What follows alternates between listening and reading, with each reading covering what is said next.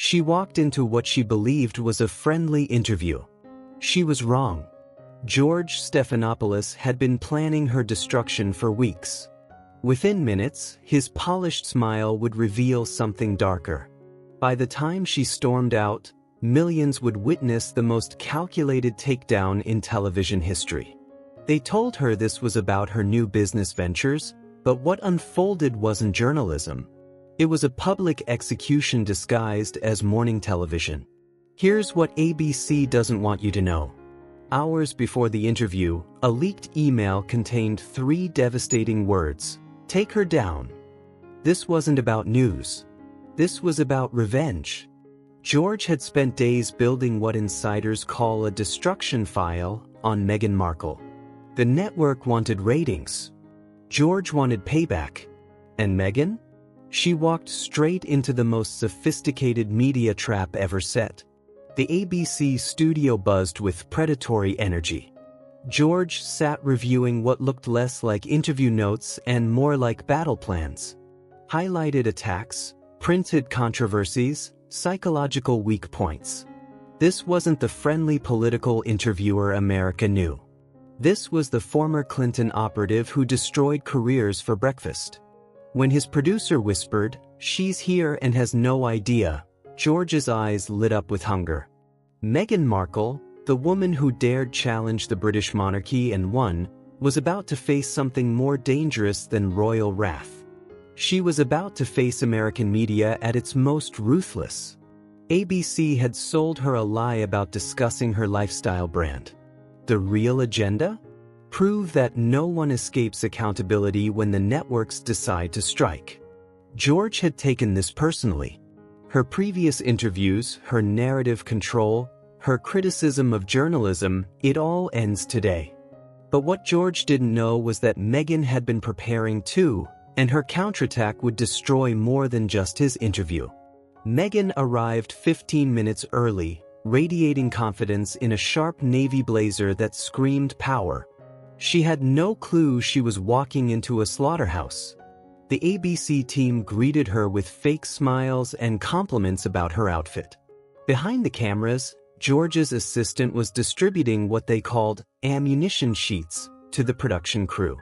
These weren't normal prep notes. They were hit pieces disguised as research. At exactly 9:15 a.m., the red light blinked on. George flashed his signature smile, the same one that had charmed presidents and destroyed political careers. "Good morning, I'm here with Meghan Markle to discuss her exciting new ventures." His voice was velvet wrapped around a knife. Meghan smiled back, completely unaware that every word had been scripted to lure her into a false sense of security. For 8 blissful minutes, it was everything Meghan expected. George asked about her lifestyle brand, her charitable work, her vision for empowering women. She answered with polish and passion, even laughing at his gentle jokes. The crew nodded approvingly. Meghan relaxed, crossing her legs casually, leaning forward with genuine enthusiasm. She thought she had won over one of America's toughest interviewers. Then George's tone shifted. Barely noticeable, but deadly. "You know, Meghan, you've always been someone who values accountability." The word hung in the air like poison gas. Meghan's smile flickered for just a millisecond. "Of course," she replied, not yet sensing the trap closing around her. George leaned forward slightly, his eyes now focused like a predator spotting weakness. "So I'm sure you won't mind if we explore some areas where people have questioned your own accountability." The temperature in the studio dropped 10 degrees. Meghan's publicist, watching from the green room, grabbed her phone to text a warning, but it was too late. The cameras were rolling, millions were watching, and George Stephanopoulos had just fired the first shot in what would become the most brutal takedown in morning television history. What happened next would expose not just Meghan's secrets, but George's true nature, and neither of them would ever recover from the explosion about to detonate. George's first strike was surgical. Some former palace staff have described you as someone who was difficult to work with. Care to respond? His voice remained calm, but his eyes had turned predatory. Meghan's smile vanished instantly. "I think unnamed sources rarely tell the full story, George." Her tone was still controlled, but everyone could hear the ice forming underneath. George wasn't done. He had spent weeks perfecting this sequence, each question designed to cut deeper than the last. "Fair enough. Let's talk about something on the record then. You've repeatedly said you wanted privacy, yet here you are, doing interviews, documentaries, podcasts. Isn't that contradictory?" The trap was closing. Meghan shifted in her seat, her posture stiffening like armor going up. "There's a difference between privacy and being silenced, George." Her voice carried a warning now. But George had tasted blood, and veterans of political warfare never retreat when they sense weakness. He pulled out a printed article, holding it like evidence in a trial. "This is from your Spotify podcast where you criticized the royal family's handling of mental health. Some say you've monetized your trauma. What's your response?" The control room exploded into whispers. The director held up his hand, signaling everyone to keep rolling. This was television gold, and they all knew it. Meghan's jaw tightened visibly. Her hands, which had been gesturing freely minutes earlier, now gripped the armrests of her chair. "I shared my story to help others who might be struggling. If that threatens people, maybe they should ask themselves why." George leaned forward, sensing the kill. "But you've made millions from that story, haven't you? Netflix deals, book advances, speaking fees. At what point does advocacy become profiteering?" The question hit like a sledgehammer. Meghan's eyes flashed with something dangerous. "Are you seriously suggesting that a woman speaking her truth is somehow wrong if she's compensated for it?" The studio had gone dead silent except for the hum of cameras. Even the crew members had stopped moving, transfixed by the verbal bloodbath unfolding before them. George's smile had become something sharp and cruel. "I'm suggesting that calling it advocacy while building a media empire might seem disingenuous to some people." Meghan stood up slightly in her chair, her voice dropping to a whisper that somehow felt more threatening than shouting. "And I'm suggesting that questioning a woman's right to control her own narrative sounds exactly like the kind of thinking I escaped from." But George's next question would cross a line so brutal that even his own network would later question whether they had created a monster they could no longer control. George pulled out his final weapon, a manila folder that his team had labeled the nuclear option. His voice dropped to a whisper that somehow felt more menacing than shouting.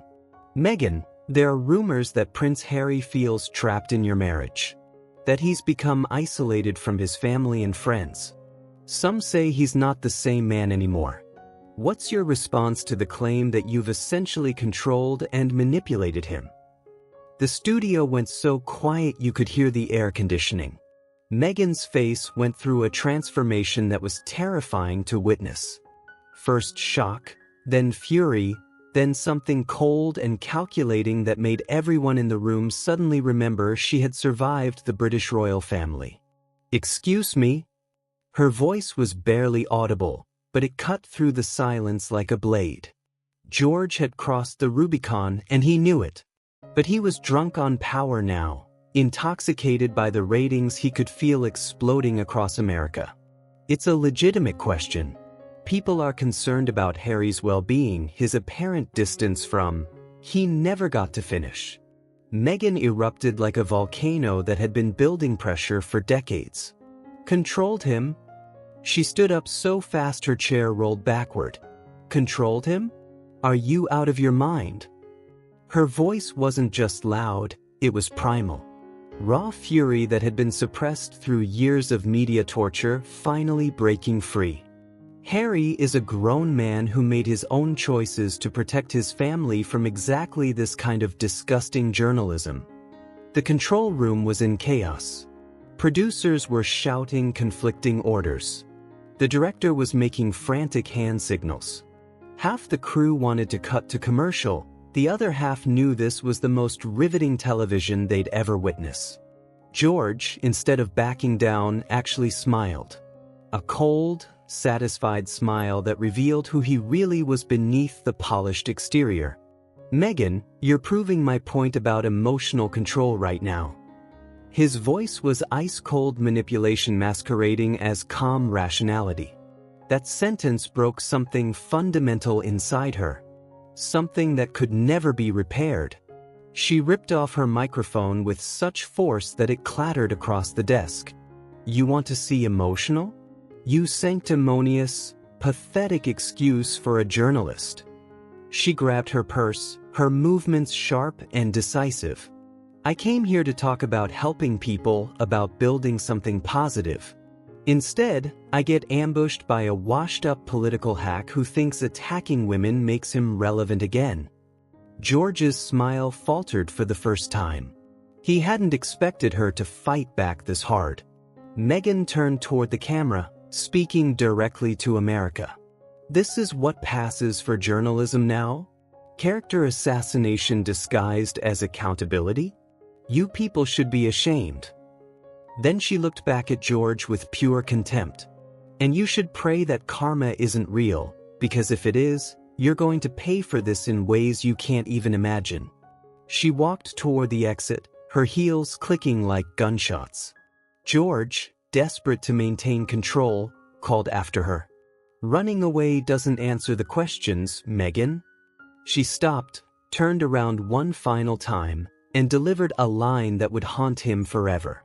"The only question here is how long ABC will keep employing someone who thinks destroying people is the same as informing them. Enjoy your ratings, George. You sold your soul for them." The studio door slammed so hard it echoed through the building like a gunshot. George sat frozen in his chair, his face cycling between shock, rage, and something that looked suspiciously like fear. For the first time in his career, the master manipulator had been outmaneuvered. The cameras kept rolling as he struggled to compose himself, but the damage was already done. Millions had just watched him get absolutely destroyed by the woman he thought he could break. What happened next shocked everyone. Instead of cutting to commercial, George tried to salvage his reputation live on air.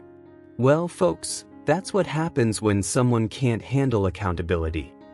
But his voice was shaking, and viewers could see the sweat beading on his forehead. The confident predator was gone, replaced by a desperate man trying to convince America he had won a fight he clearly lost. Within hours, the internet exploded. But not in the way ABC expected. #GeorgeIsDisgusting started trending worldwide.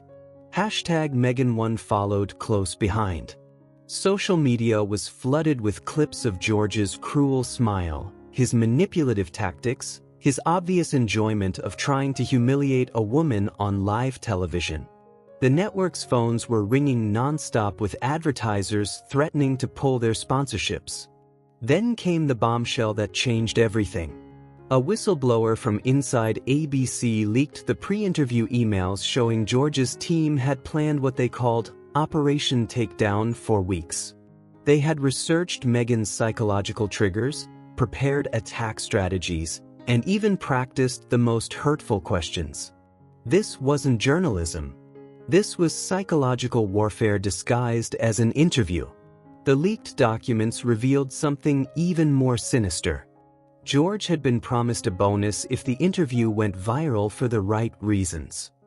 The network had bet their reputation on destroying Meghan Markle for ratings, and they had lost spectacularly.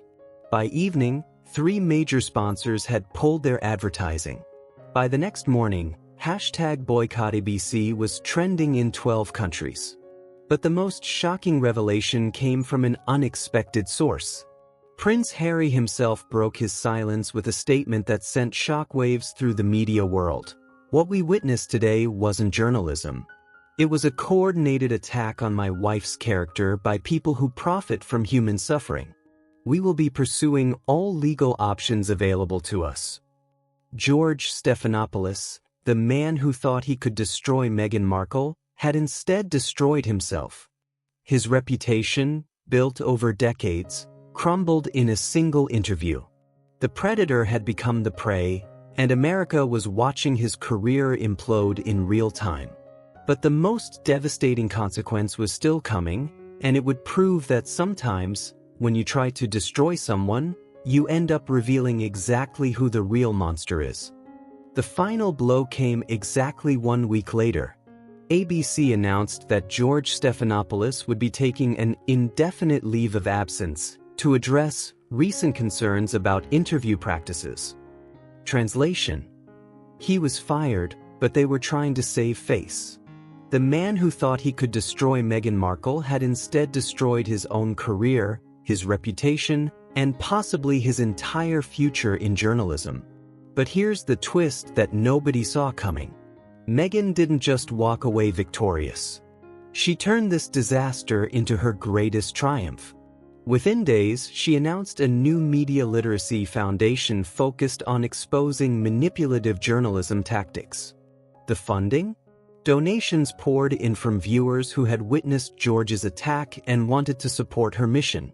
She had weaponized his cruelty against him, and it was beautiful to watch.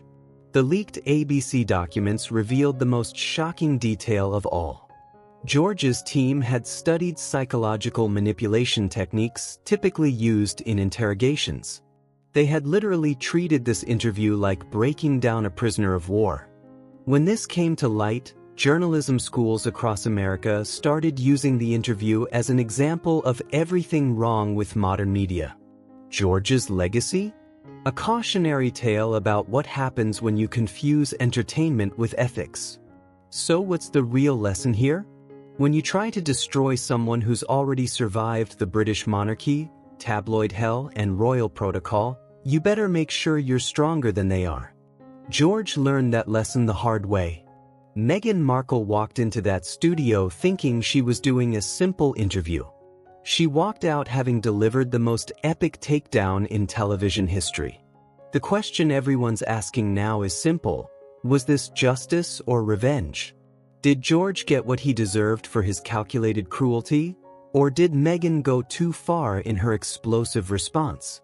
More importantly, what does this say about the state of journalism when ambush interviews are planned like military operations? Here's what we know for certain. George Stephanopoulos tried to humiliate Meghan Markle on live television. Instead, he humiliated himself, destroyed his career, and proved that sometimes the person you underestimate the most is the one who will end you. Meghan didn't just survive his attack. She turned it into her greatest weapon.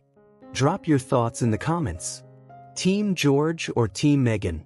Who really won this explosive battle?